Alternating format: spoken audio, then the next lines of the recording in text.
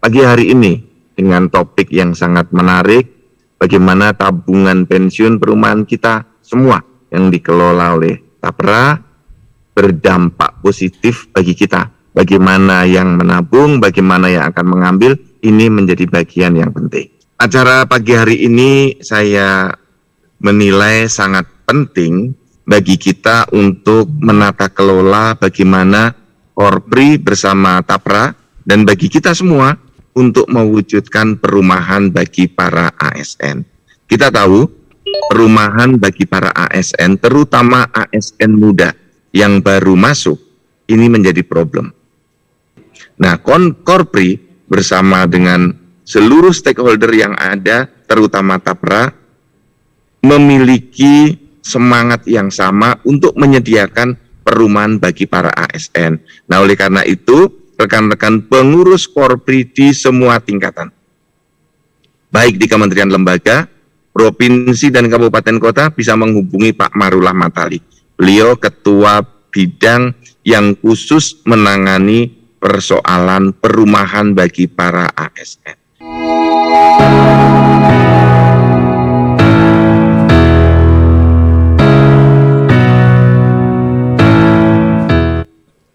Saya ingin menyampaikan beberapa hal secara singkat saja.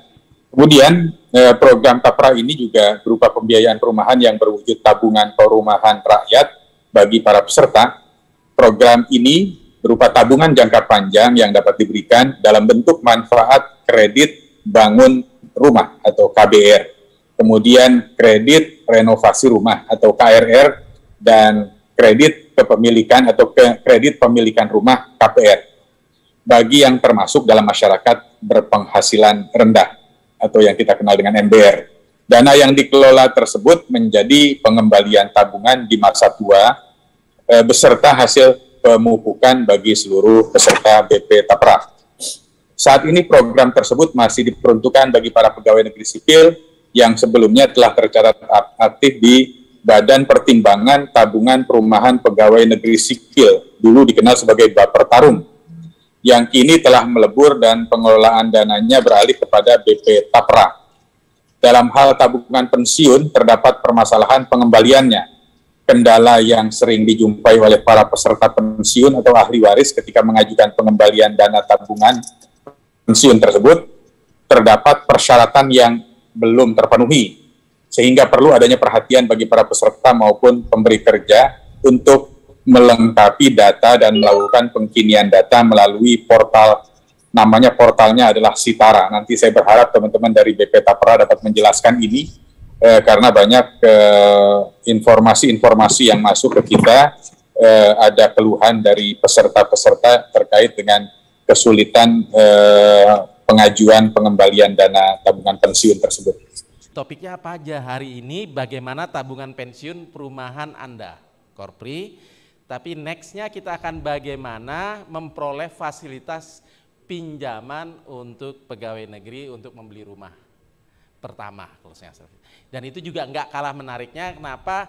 Karena isu seperti penggajian, isu seperti pembelian rumah untuk anggota Korpri yang 5 juta itu menarik, sehingga harapannya semua orang atau PNS bisa punya rumah. Itu yang pertama. Sebelum kita mulai, saya ingat karena biasanya Pak Marullah tadi sampai bilang tentang namanya Bapertarum, karena dulu memang namanya Tapera, nama Tapera dulu namanya Bapertarum. Jadi untuk menunjukkan kalau pegawai negeri itu soal Bapertarum itu udah inget, tapi untuk yang milenial mungkin lebih ingat sekarang namanya BP Tapera. 11 menit paparan tentang kepesertaan ataupun tentang BP Tapera itu sendiri, karena mungkin nggak semuanya hadir sama relevansinya dengan judul hari ini. Terima kasih, saya persilakan Pak Eko. Baik Pak Oni Bibin Bintoro yang saya hormati selaku moderator. BP Tapra ini dibentuk oleh Undang-Undang tahun 2016, Undang-Undang Nomor 4, kemudian PP-nya keluar tahun 2020, tetapi BP Tapra bukan suatu badan yang dibentuk benar-benar baru. BP Tapra menjadi sebuah badan karena ada proses peralihan atau pengalihan dari yang sebelumnya bernama lembaga tersebut adalah Bapertarum PNS. Kenapa ujungnya ada PNS? Karena memang Bapertarum ini kepesertaannya atau kalau dulu menyebutnya keanggotaannya adalah seluruh PNS yang ada di Republik Indonesia ini, yang jumlahnya sekitar 4,1, pernah mencapai 4,2 juta, sekarang stabil di 4,1 juta. Nah, sedikit saya menyampaikan bahwa BP Tapra berdiri beroperasi dengan dana kelolaan awal berasal dari Bapertarum PNS. Nah, pada saat proses pengalihan Bapertarum PNS ke BP Tapra ini ada dua hal penting yang dialihkan. Ada dua hal penting yang dialihkan. Satu, yaitu kepesertaannya, artinya seluruh peserta yang pernah menjadi anggota Bapertarum, yaitu seluruh PNS yang pernah menjadi anggota Bapertarum, berarti yang sejak Bapertarum itu berdiri berdasarkan Kepres 1493 itu seluruhnya dialihkan menjadi peserta BP Tapra. Itu yang pertama. Nah, berapa jumlahnya? Pada saat pengalihan kami mendapatkan data 6,7 juta. 6,7 juta. Nah, tadi disampaikan oleh Pak Komisioner, ada kemudian dibagi, nanti kami coba jelaskan lagi berapa jumlah peserta pada saat ini. Nah, yang kedua yang juga sangat penting, yang dialihkan tidak hanya kepesertaannya saja atau PNS yang sebelumnya peserta Bapertarum menjadi peserta BP Tapra, tetapi karena para peserta ini dulu pernah mengiur waktu lembaganya bernama Bapertarum PNS yang iurannya Bapak Ibu sekalian berdasarkan golongan 1, 2, 3, 4, iurannya 3.000, 5.000, 7.000, 10.000 per bulan. Nah, ini terkumpul selama 26 tahun sejak Bapertarum PNS berdiri, itu dengan total dana 11,8 triliun. Jadi dua hal penting ini, satu kepesertaannya beralih dan juga dananya dialihkan. Nah, siapa yang mengalihkan? Pada saat itu dibentuk oleh pemerintah, yaitu tim likuidasi Bapertarum PNS. Nah, bersama-sama tim likuidasi Bapertarum PNS inilah kemudian BP Tapra melakukan pekerjaan-pekerjaan yang diawali dengan yang disebut data cleansing, kemudian penghitungan saldo awal. Nah, kenapa penghitungan saldo awal ini penting Bapak Ibu sekalian? Kalau kita lihat data yang ada di paparan, ada peserta 5,4 juta, artinya dari 6,7 juta yang pernah menjadi peserta Bapertarum, itu sebanyak 1,7 tabungannya itu sudah dikembalikan kepada para peserta dahulu atau sudah pensiun, baik itu menerima pemanfaatan berupa pengembalian tabungan maupun manfaat berupa bantuan uang muka, tambahan bantuan muka atau bantuan membangun. Nah, yang dialihkan ke kami sebanyak 5,4 juta dengan dana 11,8 triliun.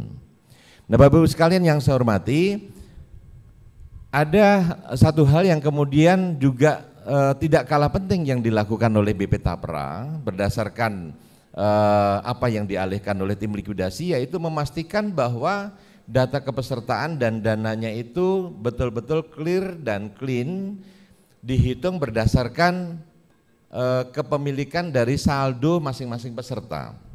Nah, ini perkara yang memang membutuhkan kehati-hatian di dalam menghitung, dan kami BP Tapra tidak sendiri, bersama-sama dengan tim bersama-sama dengan aktuaris yang pada saat itu ditunjuk untuk menghitung berapa dana yang dimiliki oleh masing-masing peserta PNS yang dialihkan tersebut. Nah, dari yang peserta dialihkan kemudian kami bagi pada saat itu, pada saat pengalihan ada yang sudah statusnya pensiun itu sebanyak 1 juta, dan kemudian sebanyak 4,02 juta ini statusnya masih aktif pada saat itu. Dengan kepemilikan dana yang sudah pensiun dan ahli waris atau di beberapa nomenklatur di Taspen disebut dengan PNS punah ya, itu jumlahnya 2,69 triliun dan yang PNS aktif 9,18 triliun. Nah, inilah yang menjadi kewajiban di BP Tapra untuk menghitung saldonya dari masing-masing individu peserta PNS. Berapa yang 1 juta ini saldonya per individu, berapa yang 4 juta ini saldonya per individu. Oke, Bapak Ibu sekalian, kita lanjutkan ke slide berikutnya.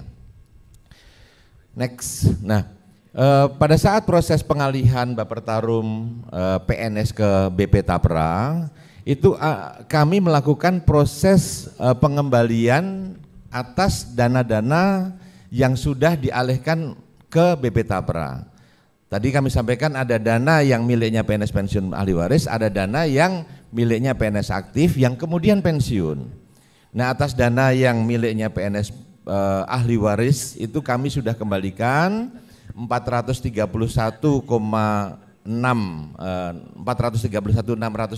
peserta, dan atas PNS aktif yang pada saat dikelola oleh BP Tapra PNS tersebut pensiun, kami sudah kembalikan per tanggal 6 Maret itu jumlahnya 337.115. Artinya kalau dari jumlah yang PNS pensiun 1 juta tadi berarti masih ada sekitar 570 yang belum dikembalikan. Nah, demikian juga PNS aktif dari hari ke hari kan kemudian ada yang memasuki usia pensiun yang wajib kami kembalikan, yang tadi angkanya dipaparkan oleh Pak Komisioner sekitar 40.000. Next. Bapak Ibu sekalian yang saya hormati, saya ingin sharing sedikit mengenai proses bagaimana tadi kami sebutkan bahwa proses yang sangat penting di dalam proses pengalihan dari Bapertarum PNS ke BP Tapra yaitu proses penghitungan saldo tabungan PNS. Kenapa ini menjadi penting Bapak Ibu sekalian? Karena pada saat dana Taprum yang dikelola oleh Bapertarum PNS pada waktu itu, ini masih ada beberapa pegawai yang dulu bekerja di Bapertarum PNS yang kemudian menjadi pegawai Tapra. Dulu pengelolaan dari dana tersebut bersifat bulk atau gelondongan.